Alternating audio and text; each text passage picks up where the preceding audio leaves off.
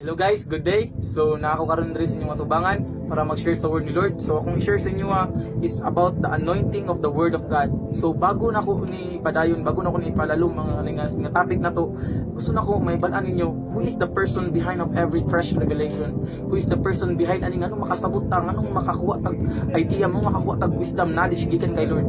So ba natin sa Matthew chapter 13 verse 11. He replied, you are permitted to understand the secrets of the kingdom of heaven, but others are not. So naapod rin sa 1 Corinthians chapter 2 verse 10 to 11. But it was to us that God revealed these things by His Spirit, for His Spirit searches out everything and show us God's deep secrets. In verse 11, no one can know a person's thoughts except that person's own spirit, and no one can know God's thoughts except God's own spirit. So naadri sa verse 11 sa Matthew chapter 13 verse 11, ingon diri si Lord nga, you are permitted to understand the secret of the kingdom of heaven, but others are not. Yang giingnan na niyang disciple. So makaingon ta nga naapod sa 1 Corinthians chapter 2 verse 10 to 11, ingon diri si Holy Spirit ang naga-search og secret ni God. Si Holy Spirit ang naga-reveal secret ni God. So ang ginaingon diri, only the Holy Spirit can reveal to us the secret of heaven. Only have the Holy Spirit can understand the mysteries of heaven. So nga natin makabuwas kung basa ta sa word ni Lord. Kita church, nga natin kung basa ta sa word ni Lord, nga makasabot na dayon ta. Ito na si Holy Spirit sa tuwa nga mo pasabot. Was nga pangayo ko na to Lord, nagkahi kong wisdom Lord, nagkahi kong knowledge Lord, nga masabtan ako ng pulong Lord. Yan nga na. So dari, the Holy Spirit is the teacher of God's word. So maulan to, so good lang to, introduction lang to. Gusto na ako may balaan ninyo kung kinsa gyud behind nga nung makasabot ta sa pulong ni Lord. So si Holy Spirit na ginang mo reveal, muhatag og fresh revelation na to. Wala na ilain pa, dili imong human wisdom, dili imong ka-bright ang makahatag og revelation sa word ni Lord. Kaya nimo ang makuha ang diri sa kalibutan pero ang word ni Lord, holy siya, kung kinahanglan mo Holy Spirit. So diri na ako yatag sa inyo ang the three benefits if you are walking in the anointing of the word of God. So first, walking in truth. Jesus says to us in book of John chapter 16 verse 13, when the Spirit of truth comes, He will guide you into all truth. He will not speak on His own, but will tell you what He has heard. He will tell you about the future. The Holy Spirit is the Spirit of truth. The truth will guide us into His perfect will. Ang truth nga nung kung magbasa ta sa word ni Lord, pagwas nga ginarevealan ta ni Holy Spirit nga, kinakaon na to nga truth. Tinghalan lang taga-backlight ta sa will ni Lord. Kaya gusto ni Lord mag-backlight ta sa iyang will, dili ang atong will. So sa kundi sa ibutang nimo ko galingon nga mag-backlight sa will ni Lord, dakpa ang truth. Wa ang truth. Gikan kay Holy Spirit. Holy Spirit na ang reveal of truth. So Jesus is the best example of walking in God's perfect will. He is walking in truth. If you are walking in the Spirit, we are also walking in truth. So mo to. Second, walking in abundance of knowledge, fresh revelation. Matthew chapter 13 verse 12. To those who listen to my teaching, more understanding will be given, and they will have an abundance of knowledge.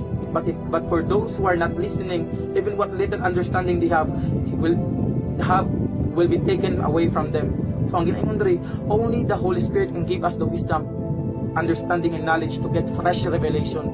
So si Holy Spirit, pagwas nga naghigid ka ni Holy Spirit, pagwas nga naka-intimacy kay Holy Spirit, pagwas nga mapasa ka sa pulong ni Lord nga na-passion nimo, tingala ka, so sige nimo kaon sa word ni Lord, puno ka abundance of knowledge, wala ka kabantay, puno na ka sa abundance of knowledge. And modo, we must live in every day in our life with fresh revelation. Kinahanglan nato para mapasustain ang atong fire, kinahanglan nato magpuyo aning kalibutan, magpuyo aning magpuyo sa Christian life, magpuyo nga naay fresh revelation na ginadala taga-adlaw para masustain ang fire. Dapat ginabutan nato fresh revelation natong kaugalingon, ginabutan nato fresh revelation atong spirit. So the more you read and meditate the word of God, the more understanding you have. The more nga mubasa ka sa word ni Lord, the more nga naay passionate makita ni Lord imong heart nga passionate ka mubasa siya, makita ni Lord nga imong heart nga gusto mo mailahan siya. The more nga tagaan ang understanding ni Lord. So when the word of God comes in your spirit man, you will receive the abundance of knowledge. So kanina ako gusto istorya sa inyo mo ang king. Ang istorya na sa inyo ang pagbuwas ang tao, ang usa ka Christian, ang usa ka believers magbasa sa word ni Lord. Iya pagbasa niya dali na niya ipaagi, dali na niya ipaprocess niya, iyang ipagawas dayon powerless na. Pero pag ang usa ka Christian, usa ka believers, usa ka followers ni Jesus Christ, pagbuwas nga mubasa sa word ni Lord, iya ipaagi dali na niya na ibitaw sa iyang ibutang sa iyang spirit man. And ingon to sa word ni Lord sa book of Hebrews nga ang word ni Lord kay quick. So paspas kayo nga damo nga sigag ka sa word ni Lord, damo nga makatingala ka magbaklay ka sa spirit, mo walk in the spirit na day ka. And pag tungod ana walk in the spirit ka, ginapuy-an nimo ang word ni Lord. Itong sa ginapuy-an nimo ang word ni Lord, napuno na siya, nabutang na sa imong kasing-kasing, hindi mo siya mapungat. Tingala ka, mugawas na ang word ni Lord si Mua. And dito mugawas ang ang number 3. Ang number 3 kay walking in influence. So number 3, walking in influence. Matthew chapter 13 verse 31 verse 31 to 32. Here is another illustration Jesus used. The kingdom of heaven is like mustard seed planted in a field. Verse 32. It is the smallest of all seeds, but it comes the largest of garden plants. It grows into a tree, and birds come and make nest in its branches.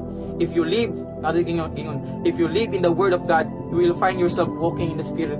Yan natin, ala kapag once nga puyan mo ang Word ni Lord, gusto nimo makabalaan kung saan pag-walk sa Spirit, puyi ang Word ni Lord. So, walking in the Spirit is living a victorious life. Mo ni ang pinaki, mo ni ang stories niyo. Abri niyo kasing ani. Walking in the Spirit is living a victorious life. Pag once nga walk in the Spirit ka, gapuyok ka sa victorious life. Nandang kay dili makaingon ko, tugan ko tulod. Makaingon ko nga dili siya lisod mga lagad og Ginoo. Dili lisod nga mga mahimong Kristiyan. Pag once nga kabalo kani nga idea nga pag once nga walk in spirit ka victorious, nadyo magpuyo jud victorious life. Hindi mo sugod mo si Lord nga pilihon ka. Hindi mo sugod si Lord nga pobre ka. Pag once nga walk in spirit ka, ngala ka magpuyo ka sa victory, magpuyo ka nga victorious life. So mo tong gingon diri niya. So napakoy kon ara. The more you consume the Word of God, the more you will become an influence to other people around you. The more nga consume ka sa Word ni Lord, the more nga consume ka sa Word ni Lord, tingala na lang ka, ga-overflow ang pagkito, nakita man lang Jesus sa imo, kaya gipuy-an man nimo ang Word ni Lord, pagkita na Jesus sa imo, tingala ka, pag makita na si Jesus sa imo, buntuon na sa imo, tingala ka, mahimo na ka-impact sa ilang kinabuhi, mahimo na ka-influence sa ilang kinabuhi. So dali, the Word of God touch us personally, ang Word ni Lord, i-touch ta personally, and it will become corporately. Touch ta personally, touch ta, usabon ta sa Word ni Lord, ang Word ni Lord powerful kayo, usabon ta kita personally, pag touch sa tuwa personally, pag once na mag-overflow na becomes corporately, i-touch na imong nasang palibot, pwede pa na mahimong regionally, pwede pa na mahimong globally, inana ka powerful ang Word ni Lord. So, do not just study the Word. Morning gingon dito sa kuha ba? Sa tangga pray ko. Ang bising kayo sa tangga pray ko. Ni anak ko Lord. Sa tangga speaking tongues. Gusto tangga pray in the Spirit ko. Ni anak si Lord pinakay sa kuha. Si Lord pinakay sa kuha. Do not just study the Word of God for the sake that you have a good preaching or to compete other preachers. Nasa Lord sa kuha. Ayaw study sa Word nako. For the sake nga gusto lang nimo nga nakainindot nga preaching. Gusto lang nimo nga makipag-compete sa lain preachers. Gingon Lord sa Padre. Study the Word of God to know Him more. Gingnan ko ni Lord nga study akong Word para mailahan ko nimo. Gusto nimo may banan akong debt, ako ang pinakaluman ako, study akong pulong. Be in my presence. Niya ni Lord. The Word of God is like a mustard seed. Even it's so small, but if you are leaving it and consume it, and it will grow just like mustard seed. The bird will come and make nest in its branches. Tinghalan lang ka, pag tungod kinapuyo na ka sa Word ni Lord, tinghalan lang ka ang nasa mong palibot. Gusto na ka nang magpa-mentor sa imo, gusto na pamiting nga na impartation mahitabo sa inyo ang duha. Kaya tungod puno ka ga-overflow ang Word ni Lord sa imo. So kato, ang nako yatag sa inyo kani. If the Word of God is not lives in you, do not expect that the power of God flows through you. So mo kung sa inyo the anointing of the Word of God, the power of the Word of God. Mutuo ko ang Word ni Lord makausap sa tao. Dili kita. Ipagwas nga puyan na to ang Word ni Lord. Powerful ta. Hatag na ni Lord sa tuwang authority. Ay kani ang authority sa kun to paggamit sa authority. Kagutuo ko atong word ang baba na to na power.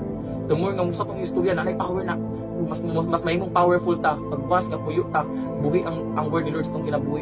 Pagwas nga mo speak tag life. And mahimong tang suga aning kalibutan na. Mahimong tang kani nga patay nga kalibutan kitang mahimong makabuhi sa kalibutan tungod sa word nga puyo sa tong kinabuhi. Hala lang. Ako to kung ma-share sa inyo, I pray nga, yan yun mo kasi I pray nga na yung revelation na nakuha sa inyo. So, bago tamaw man, iliti ka sa prayer. So, Father, in the name of the Lord Jesus, God, Lord, we thank you, Lord, for your wonderful presence, God. We thank you, Lord, for your anointing, God. We thank you, Lord, for the impartation, God, in the name of the Lord Jesus, God. Lord, we thank you, Lord, sa fresh revelation na yung gihatag sa mga, God. Salamat kayo, Lord. Even I pray, Lord, sa nagtanaw karon God. At Lord, ikaw yung mo touch rin siya, Lord, God, personally, Lord, God. In the name of the Lord Jesus, Lord. At Lord, mo siyang gamiton, Lord, God, for your glory, Lord. In Jesus' name, O God. We thank you, Lord. We bless your holy name, O God. We love you, God, in Jesus' name. Amen and amen. So, thank you and God bless.